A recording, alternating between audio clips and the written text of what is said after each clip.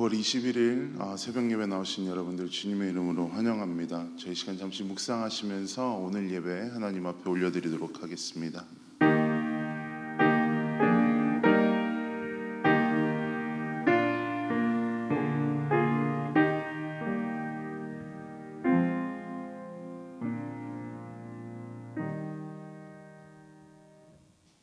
사랑하는 주님, 주님께서 오늘도 우리를 깨워주시고 또 오늘 아침의 첫 시작을 주님과 기도하며 또 주님과 하루를 교제하며 시작할 수 있는 은혜를 허락하여 주시니 감사드리며 나아갑니다.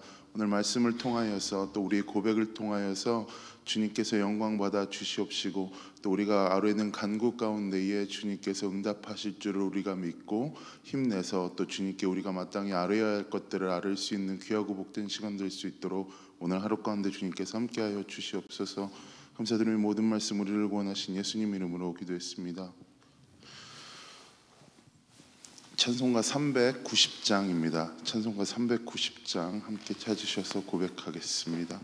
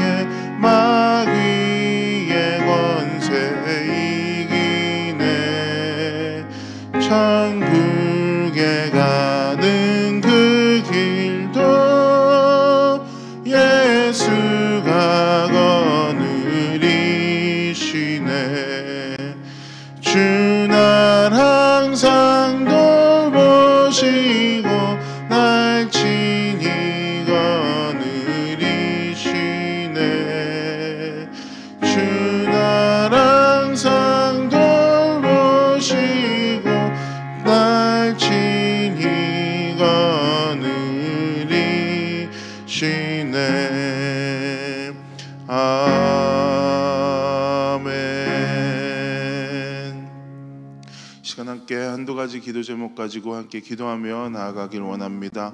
첫 번째로 함께 기도하며 나아가실 때엔 환우 중에 있는 우리 성도들을 위하여 함께 기도하며 나아가도록 하겠습니다. 주님의 치료가 필요한 곳 가운데에 우리의 기도로 말미암아 그들의 아픈 부위든 그들의 마음의 상처든 하나님께서 그들의 병과 그들의 아픔을 다스려 주시며 다시 한번 이 자리 가운데 나와 주님의 이름을 찬양하며 우리를 회복케 하신 그 주님을 다시 한번 발견할 수 있는 시간 될 수 있게 달라고 이 시간 아픈 자들을 위하여서 함께 기도하며 나아가도록 하겠습니다. 또 한 가지 기도하며 나아가실 것은 다가오는 선교를 위하여 함께 기도하며 나아갑니다. 10월에 있을 네팔 선교와 또 네팔 선교뿐만이 아니라 우리가 섬기고 있는 선교사님들 가운데에 주님께서 위로를 주시고 또 우리께 힘을 주셔서 우리가 마땅히 그곳 가운데 가서 해야 할 일들을 잘 감당하고 올 수 있도록 이 시간 그 두 가지 기도 제목 가지고 주님의 이름 한번 부르고 기도하며 나아가도록 하겠습니다. 주여, 사랑과 은혜의 주님, 아버지 하나님, 오늘 아침도 주님께서 우리를 불러 모아 주셔서 우리가 기도할 것들을 가지고 함께 기도하며 나아갈 수 있는 은혜를 베풀어 주시니 너무나도 감사드리며 나아갑니다. 사랑하는 하나님, 아버지 하나님, 이 시간 우리 입술을 모아서 함께 기도하며 나아갈 때에 아버지 하나님께서 아버지 정말 주님을 우리 기도를 통하여 역사하실 줄을 믿으며 우리가 가운데 우리의 기도 제목을 주님께 아뢰며 나아가기를 원하오니 아버지 간절히 바라옵고 원하는 것은 아버지 하나님 정말 주님 병 가운데 있는 자들 주님께서 급여 살펴주시기를 원합니다. 수술하신 분도 있고 아버지 정말 주님 수술 과정 가운데 회복 중이신 분들도 있고 아버지 정말 주님 약으로 그들의 병을 다스리고 있는 분들도 계시는데 아버지 정말 주님께서 아버지 약과 또 수술과 아버지 좋은 의사들을 만나게 하여 주셔서 아버지 그들의 손과 또 약을 통하여 일하시는 주님을 아버지 발견해낼 수 있도록 주여 붙잡아 주시고 함께하여 주시기를 소망하며 나아갑니다. 아버지 하나님 정말 우리가 단지 기도하고 원하는 것은 아버지 병간호 중인 가족들도 주님께서 기어 살펴주시고 아버지 정말 주님 그들이 병간호를 하며 아버지 지치지 아니하고 아버지 육신이 아프지 아니하며 아버지 정말 주님 우리 기도로 말미암아 그들의 영들이 다시 한번 살아나게 되어지는 귀하고 복된 역사가 아버지 하나님 우리를 통하여 일어나게 되어질 수 있도록 주여 붙잡아 주시며 함께하여 주시옵소서. 아버지 마음 가운데 아픔 있는 자들도 있습니다. 아버지 낙심 가운데에 아버지 두려움 가운데에 아버지 소망이 없어 아버지 어떻게 할지 몰라 하는 자들 가운데에 정식히 찾아가 주셔서 아버지 그들의 친구가 되어 주시고 위로자 되어 주시며 아버지 넘어져 있는 그들의 손을 다시 한번 잡고 일으켜 주시어서 주님을 향하여 다시 걸어 나아갈 수 있는 아버지 귀하고 복된 역사가 일어나게 되어질 수 있도록 주여 우리 기도를 통하여 역사하여 주시기를 소망하며 나아갑니다. 아버지 하나님 간절히 바라고 원하는 것은 아버지 이 시간 가운데에도 복음을 전하기 위하여 노력하심에 애쓰시는 선교사님들 기억하여 주시옵소서. 아버지 정말 주님 그들이 정말 주님 복음을 위하여서 헌신하는 만큼 아버지 하나님께서 그들의 삶을 책임져 주시며 아버지 하나님 그들의 가족들과 그들의 건강과 아버지 그들이 하고 있는 사역 그 모든 것들이 아버지 정말 선한 동기로 이루어진 그 모든 열매들이 아버지 주님 앞에 주님께서 이루실 때까지 열매 맺을 때까지 아버지 정말 주님 우리가 기다리고 소망할 수 있는 자세를 우리 마음 가운데 함께 하여 주셔서 아버지 주님이 이루실 때까지 아버지 그 이루시는 것을 기대하며 아버지 계속해서 우리가 해야 할 일들을 해나갈 수 있는 아버지 선교사님들 되어줄 수 있도록 붙잡아 주시며 아버지 하나님 함께 하여 주시기를 소망하며 나아갑니다. 아버지 하나님 주님께서 역사하여 주시옵소서. 아버지 그 땅 가운데에 특별히 우리가 10월 달에 앞두고 있는 네팔 선교 가운데 주님 기억하여 주셔서 아버지 하나님 네팔 땅을 밟는 자들 모두가 아버지 하나님 안전하고 건강하게 그곳에 가서 하나님께서 살아계심을 돌아보고 아버지 이곳에 와서 하나님께서 살아계심을 마음껏 증언하고 증거하며 아버지 간증할 수 있는 귀하고 복된 사역이 되어질 수 있도록 주님 역사하여 주시고 함께하여 주시기를 소망하며 나아갑니다. 아버지 함께하여 주시옵소서.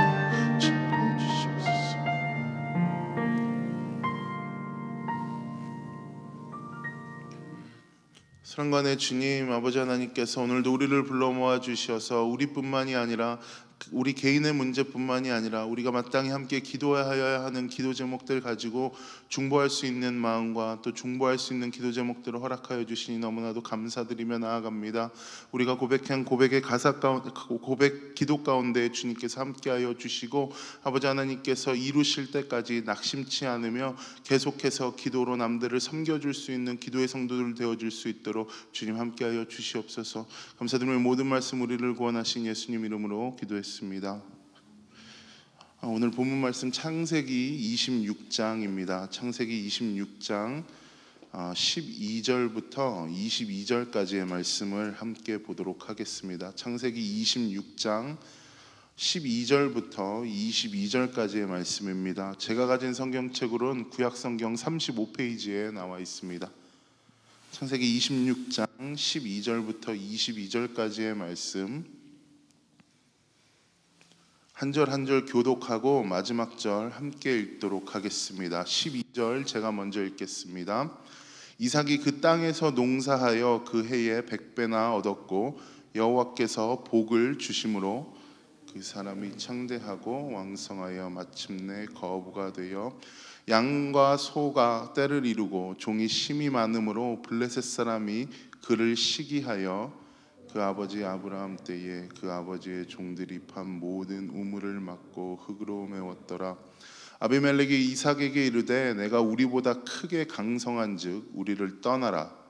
이삭이 그곳을 떠나 그랄 골짜기에 장막을 치고 거기 거루하며 그 아버지 아브라함 때에 팠던 우물들을 다시 팠으니 이는 아브라함이 죽은 후에 블레셋 사람이 그 우물들을 메웠음이라. 이삭이 그 우물들의 이름을 그의 아버지가 부르던 이름으로 불렀더라.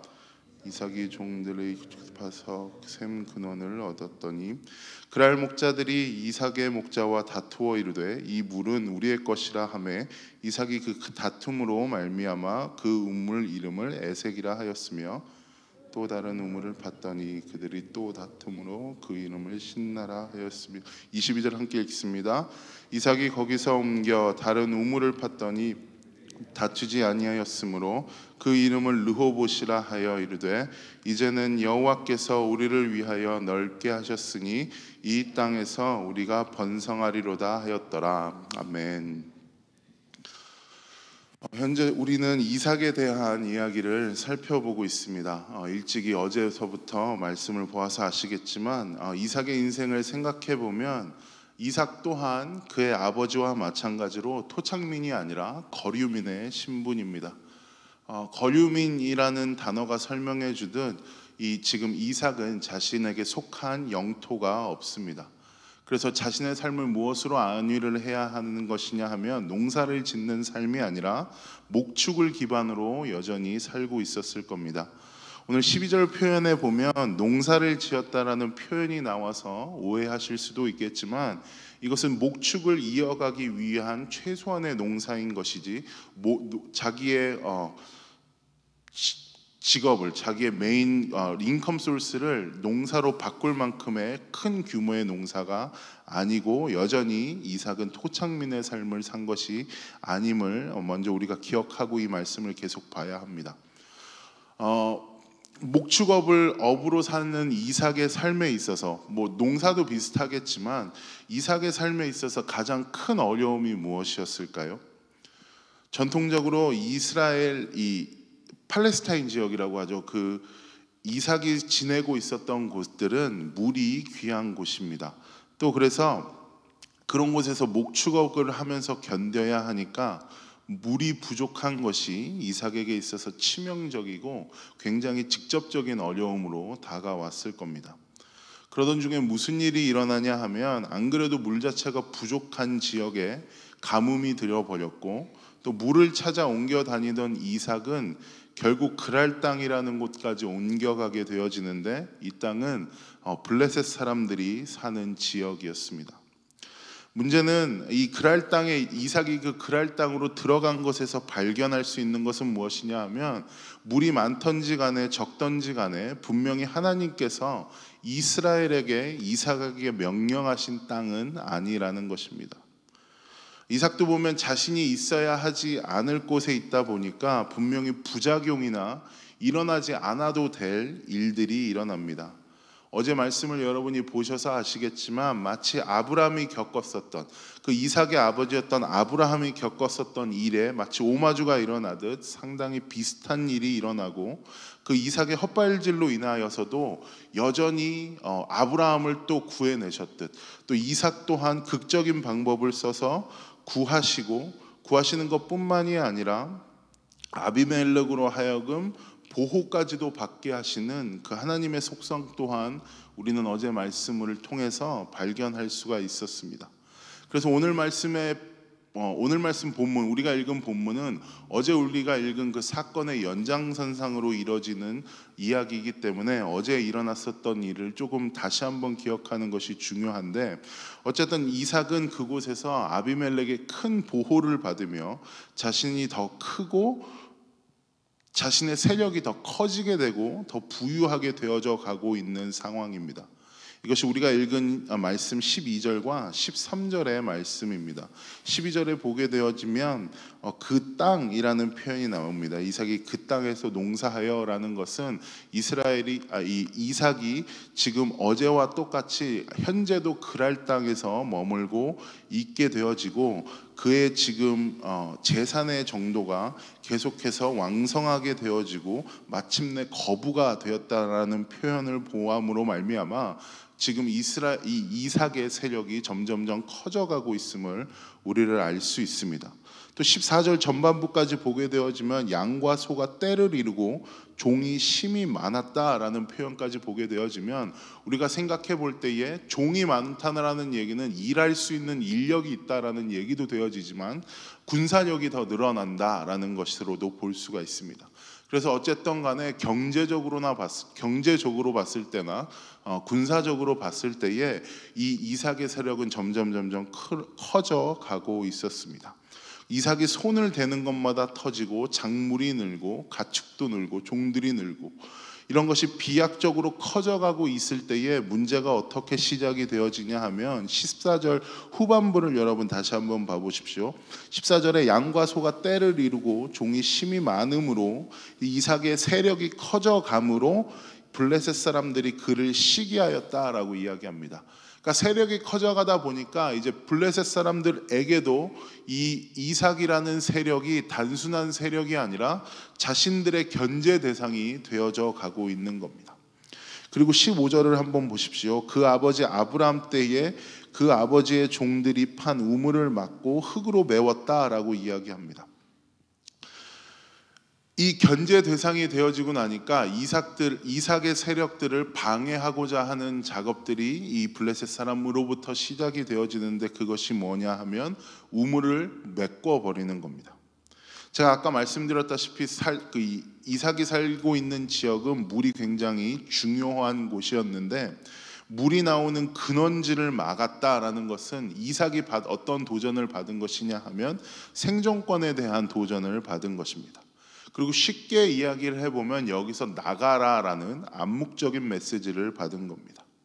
그리고 나서 이 그랄 사람들이 가지고 있었던, 그 블레셋 사람들이 가지고 있었던 그 암묵적인 바램은 결국에는 공식화가 돼서 조금 더 구체적인 입장으로 16절에 나타나게 됩니다. 16절을 다시 한번 읽어보겠습니다. 16절에 아비멜렉이 이삭에게 이르되 네가 우리보다 크게 강성한즉 우리를 떠나라 라고 이야기합니다. 아비멜렉은 아시겠지만 파라오처럼 그 지역에 살고 있는 왕, 통치하는 왕을 통칭하는 말입니다. 그 이삭이 시간이 얼마나 지났는지는 모르지만 이 아비멜렉의 입장이 더 이상 우호적이 아닌 입장으로 바뀐 것을 저희는 이 본문을 읽으면서 알 수 있습니다. 이러한 연유로 이삭은 17절에 보니까 그랄을 떠나서 그랄 밖에 있는 그랄 골짜기 장막에 이제 다시 한번 장막을 치고 거류하면서 또 다른 지역을 찾아야 하는 상황에 이르게 되어집니다.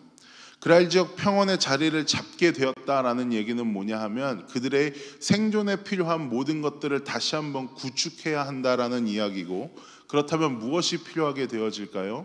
이삭에게는 물이 또 필요하게 되어집니다.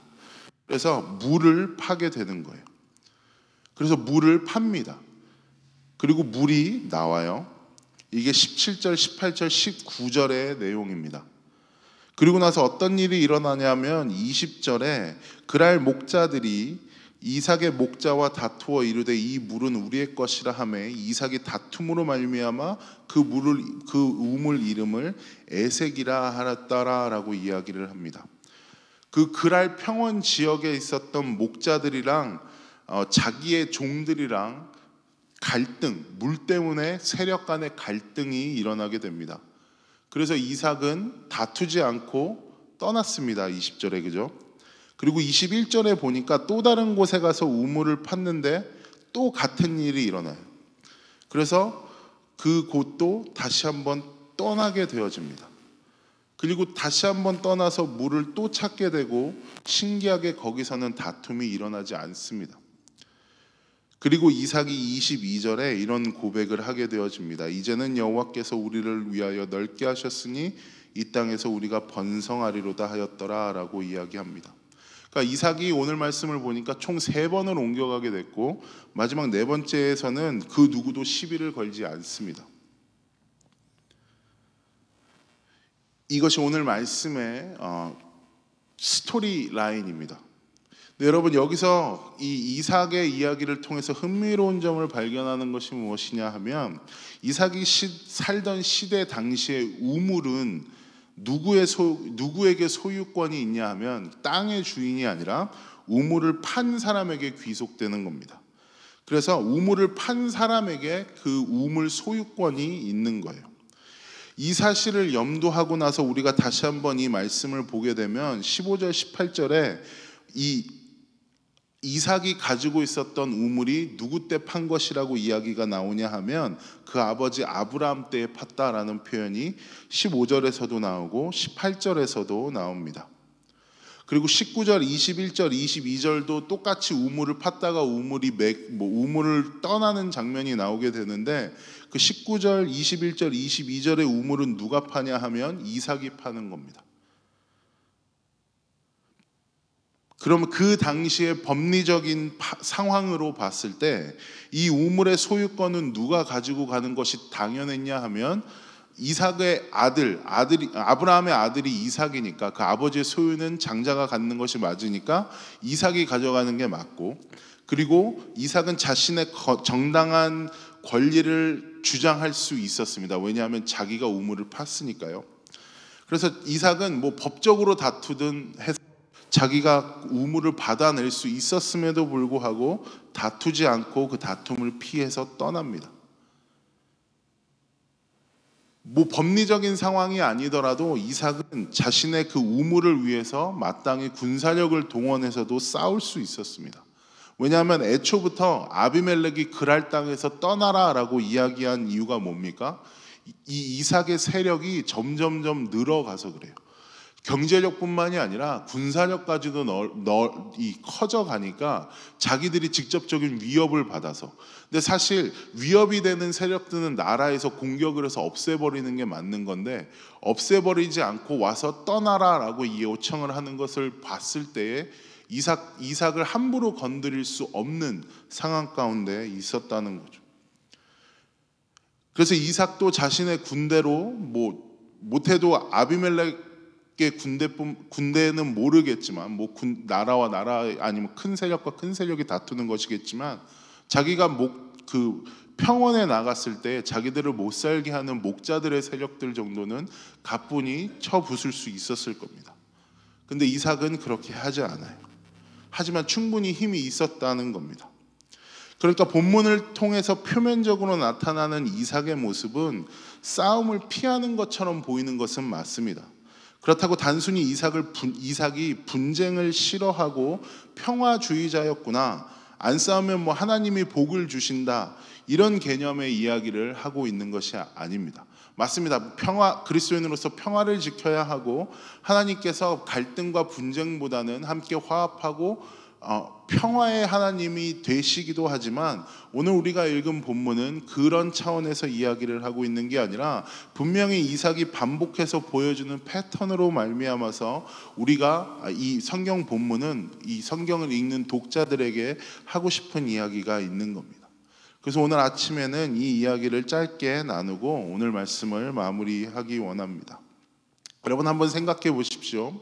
제가 앞서 말씀드렸습니다. 이삭이 살면서 가장 중요하게 생각했었던 것, 그리고 지정학적으로 팔레스타인 땅의 가장 중요한 자원이 무엇이라고 말씀드렸냐 하면 물입니다. 그리고 그 물을 따라서 지금 이삭이 그의 가족들과 세력을 이끌고 계속해서 옮겨왔잖아요. 뭘 이야기해 주냐 하면 물이 있는 곳에 번영이 있고 물이 있는 곳에 자신의 삶을 안위해 줄 수 있는 것들이 있을 줄 알았습니다. 근데 여러분 12장 처음부터 봤을 때 아니면 그냥 이삭의 전체 삶들을 놓고 봤을 때 이삭이 가졌었던 물이 이삭을 강하게 했을까요? 이삭이 가졌었던 물이 이삭의 삶을 안정적으로 만들어 줬을까요? 이삭의 인생을 비춰봤을 때 우리는 그것이 아니라는 것을 너무나도 잘 압니다. 이삭은 이걸 발견한 겁니다. 자신이 어떻게 태어나게 되었는지, 자신의 태생부터가 하나님의 기적으로 말미암는 것이고, 아버지가 갑자기 자기를 죽이려고 할 때 어떤 일이 일어났었는지, 자신의 아내가 리브가가 어떻게 자신의 아내가 되었는지, 지금 자신은 현재 불순종으로 인하여서 그랄 땅에 머물고 있음에도 자기가 불순종으로 인하여서 자기의 아내가 능욕당하게 당할 뻔한 그러한 일을 해냈음에도 불구하고 하나님께서 아비멜렉에게 직접적으로 개입하셔서 자신이 번성하게 되어지고 가는 곳마다 물이 터지고 가는 곳마다 가축이 늘고 늘어나는 이 모든 상황들을 봤을 때 이삭은 내가 삶을 살아가는 것이 정말 내 힘과 내 능력으로 내가 내 삶 가운데에 이게 있으면 되겠지라고 생각해서 그것을 얻어내려고 하려는 노력으로부터라는 것이 아니라 하나님의 은혜구나라는 것을 고백하고 하나님의 은혜로 말미암았음을 알게 되었을 겁니다. 그래서 이삭은 맹목적으로 갈등과 다툼이 싫어서 그곳을 떠난 것이 아닙니다.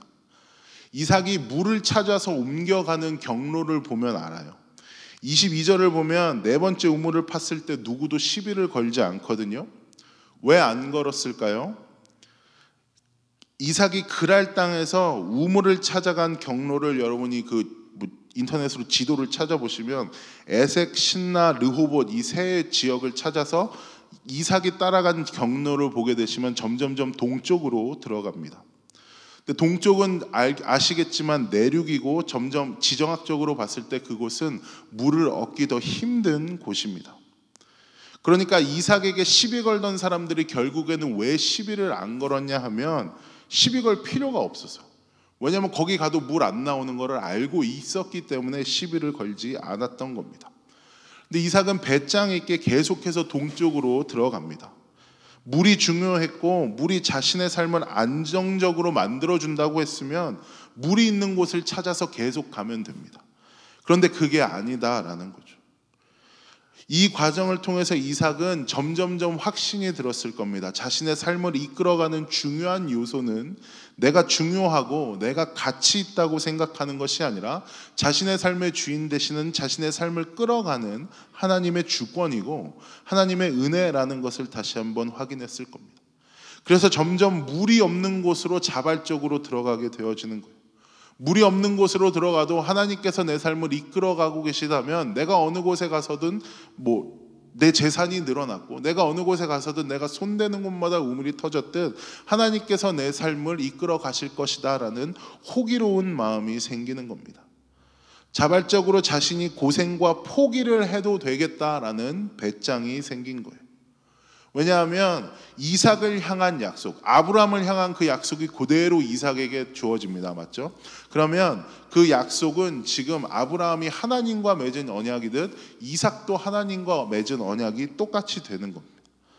여러분, 하나님께서 공수표를 쓰시겠습니까?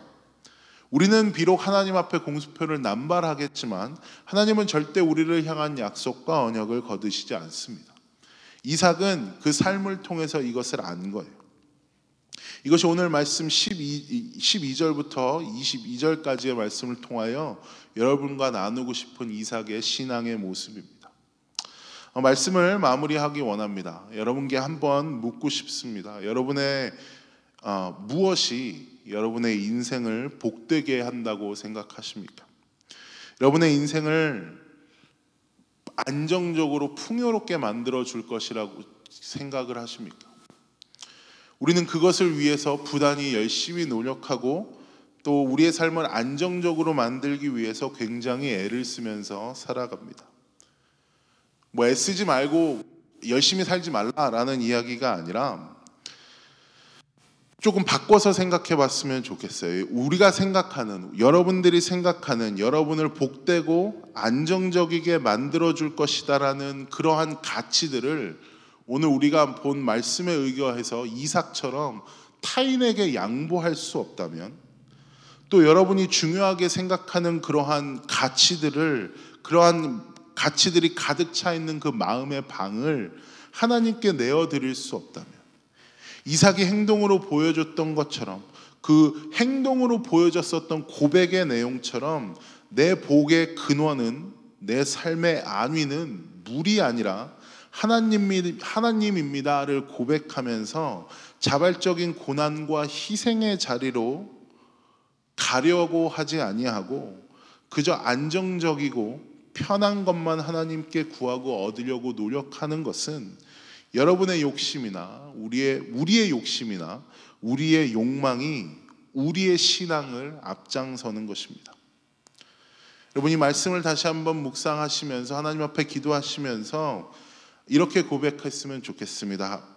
우리를 안정적으로 이끌어줄 수 있다고 생각하는 가치로부터 하나님, 내가 잠시 떠나 있을 수 있기 원합니다. 그것이 내 시간이라면 그 시간에 나의 안정과 나의 정서적인 만족을 제공해 줄 그 시간에 내가 하나님을 더욱더 찾고, 또 내가 조금 더 열심히 살고 조금 더 힘을 내서 살면 남들보다 더 누리고 살 것 같은 그 시간 가운데에 내가 가진 물질을 누구들과 조금은 더 나누어 주고, 그렇게 자발적으로 자신의 것을 희생하고 포기하며 그것을 다시 한번 채우실 하나님을 기대하며 우리의 복이 하나님이심을 고백하며 자발적인 희생과 포기의 자리로 나아가는 하루를 사는 우리가 되기를 소망합니다.